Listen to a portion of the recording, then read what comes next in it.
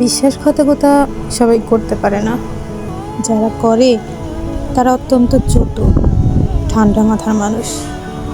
তাদের দেখলে মনে হবে যেন আসমান থেকে নেমে আসা এক ফেরেশতা।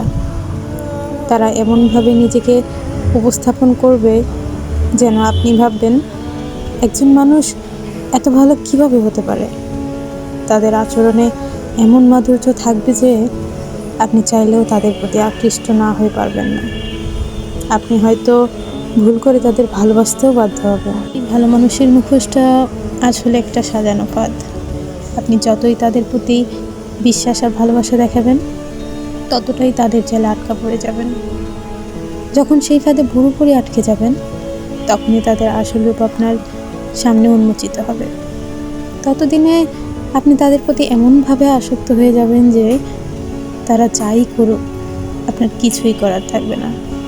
তারা আপনাকে জীবনের খেলায় ফুটবলের মতো ব্যবহার করবে, আর তারা হবে সেই খেলার মেসি।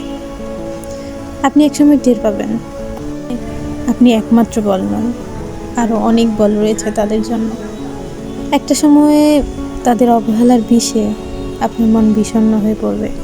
ভিতরে ভিতরে আপনি পুড়তে থাকবেন অদৃশ্য এক আগুনে। যখন আপনি সেই ঝলসানো হৃদয় নিয়ে তাদের কাছে যাবেন সামান্য অনুভূতি কিংবা ভালোবাসার জন্য, তখনই তারা আপনাকে চূড়ান্ত আঘাত দিয়ে সম্পর্কের ইতি টেনে চলে যাবে।